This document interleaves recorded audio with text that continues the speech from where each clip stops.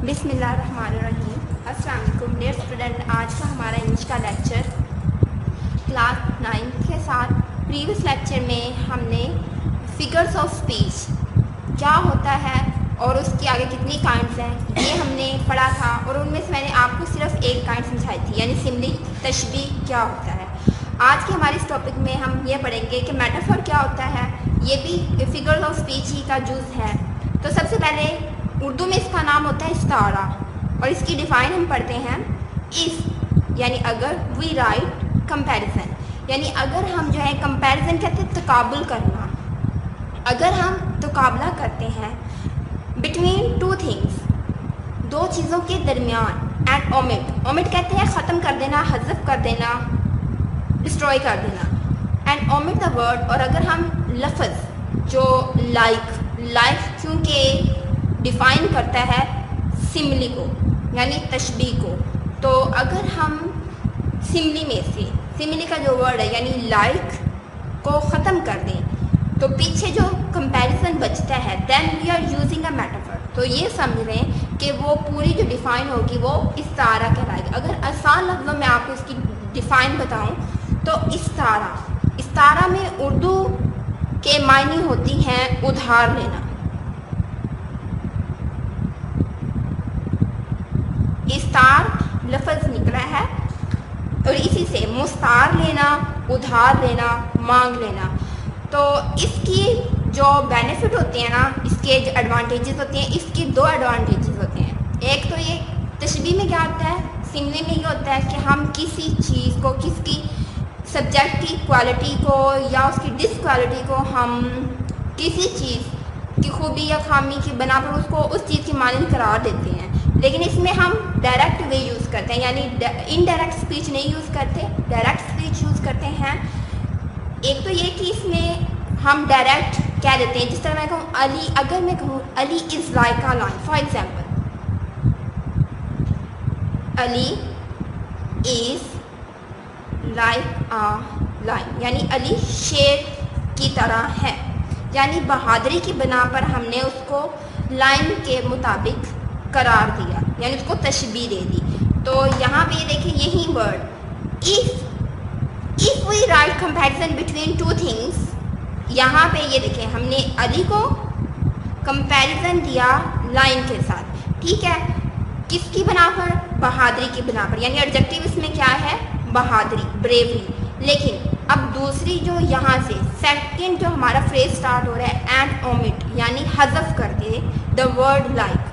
अब ये पूरे सेंटेंस में से अगर मैं ये लाइक वाला वर्ड ओमिट कर दूँ, यानी मैंने इसको ख़त्म कर दिया, the word like, then we are using a metaphor.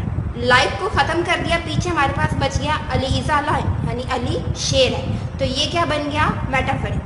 जब हमने लाइक को साथ लगाया, ये क्या था, एक तरह की इनडायरेक्ट स्पीच थी। लेकिन जब हमने लाइक को ओमिट कर दिया तो हमने अली को शेर डायरेक्टली कह दिया, बहादुरी की बना पर कि अली शेर है। अब इसके दो मायने हैं, एक तो अली शेर यानी बहादुरी के बना पर, ये हो गया इसका मजाजी मायने, यानी हमने ये उधार ले लिया। और दूसरा हकीकी मायने, यानी शेर भी हकीकी मायने में ही है। जिस तरह यानी मेटाफर का ये होता है कि जब हम इसको कोई चीज़ कह देते हैं ना, तो एक तो ये मजाजी मायने देता है और दूसरा जो रियलिटी यानी जो उसकी अपनी हकीकत होती है ये उसको भी डिफाइन करता है। आई थिंक आपको इसकी समझ आ गई होगी। एक और एग्जांपल से मैं ये और क्लियर कर देती हूँ। जैसे कि मैं कहूँ the camel is the sheep of desert, the camel is a sheep of desert. अब यहाँ पे देखें ऊँट क्या है, वो कह रहे हैं the camel is a ship of desert. Desert कहते हैं सहरा को, रेगिस्तान को, दश्त को। तो जो ऊँट है वो क्या है, जहाज़ है रेगिस्तान का। अब यहाँ पे डायरेक्टली हम कह रहे हैं कि ऊँट रेगिस्तान का जहाज़ है। तो शिप ऑफ डेजर्ट यानी रेगिस्तान का जहाज़, यहाँ पे ये मजाजी मायने भी दे रहा है और हकीकी मायने भी दे रहा है, रेगिस्तान और जहाज़ की। या फिर मैं कहूँ गामा was the रुस्तम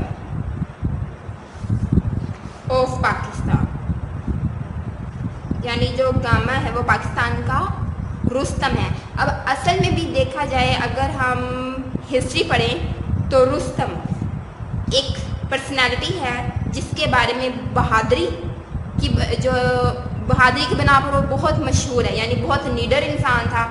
अब वो उसका हकीकी मायने है, लेकिन हमने क्या कहा कि गामा पाकिस्तान का रुस्तम है, यहाँ पर ये क्या है, मजाजी मायने दे रहा है। तो इजीली हम ये कह सकते हैं कि मेटाफोर क्या होता है, उर्दू में इसके मायने उधार लेना होते हैं। तो जब हम इसमें से यानी सिमिली में से हम लाइक या as, such as in words को ओमिट कर दें तो बाकी हमारे पास जो बचता है वो मेटाफोर होता है, यानी डायरेक्ट स्पीच। इसके बाद मैं आपको बताऊंगी कि नेक्स्ट टॉपिक है हमारा पर्सनिफिकेशन। तो पर्सनिफिकेशन उर्दू में बोला जाता है तजसीम को, जिस्मो जान अता कर देना, यानी उर्दू में इसको हम क्या कहेंगे, तजसीम या दिलो जान कह लें या जिस्मो जान। इसकी डिफाइन अगर हम करें, अगर इजी वर्डिंग में कहूँ तो ये पर्सनिफिकेशन एक ऐसा अमल है, ये मोस्टली पोइट्री में यूज़ किया जाता है, प्रोज में भी राइटर जो है यूज़ करते हैं लेकिन बहुत कम, और पोइट्री में ये बहुत ज़्यादा यूज़ किया जाता है। इसमें क्या होता है कि जो अब्स्ट्रैक्ट नाउन होते हैं उनको सॉलिड फॉर्म में, यानी लाइफलेस ऑब्जेक्ट को सॉलिड फॉर्म दे दी जाती है। जो क्वालिटीज़ होती हैं वो लिविंग थिंग की देकर उनको सॉलिड फॉर्म में जो है क्रिएट किया जाता है। तो इसकी जो डिफाइन होगी in personification,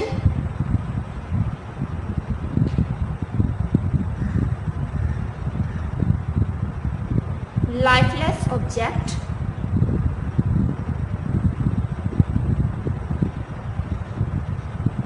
and abstract noun. Abstract noun भी इसमें मुजर्रद को, यानी इसकी कोई फॉर्म नहीं होती, जस्ट हम इनको फील कर सकते हैं।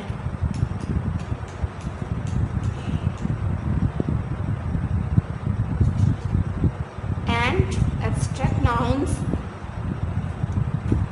और आइडियाज आर स्पोकन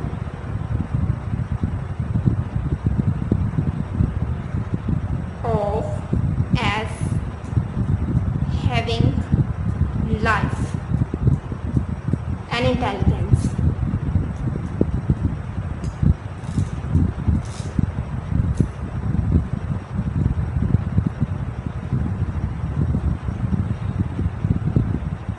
एक और बात यहाँ से याद आ गई, अगर आप पूरा, जैसे ही मेरा वर्ड इंटेलिजेंस यहाँ पे पूरा नहीं आया, आगे स्पेस ख़त्म होगी, आपने क्या करना है, इसके सेलेबल्स डिवीजन कर लेते होते हैं और यहाँ पे हाइफन का यूज़ करके बाकी जो वर्ड बच जाता है उसको नेक्स्ट लाइन में पुट कर देते हैं।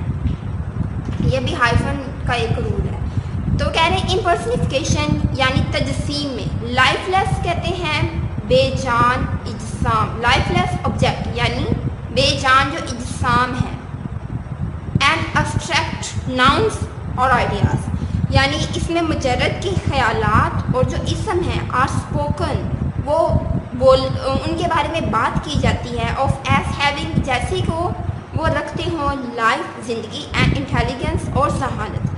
यानी यूँ कह लें कि पर्सनिफिकेशन में बेजान अशिया या मुजर्रद ख्यालात के बारे में इस तरह बात की जाती है जैसे कि उनमें ज़िंदगी और जहानत हो, यानी उनको एक सब्जेक्ट बना दिया जाता है किसी क्वालिटी को, किसी खूबी को, या कोई भी ऐसी चीज़ जो कि एब्स्ट्रैक्ट नाउन हो, जो कि फॉर्म नहीं रखती लेकिन उसको शेप दे दी जाती है और उसके अंदर क्वालिटी जो होती हैं वो लिविंग थिंग की पुट कर दी जाती हैं, तो वो पर्सनिफिकेशन बन जाती है। For example, opportunity knocks but once,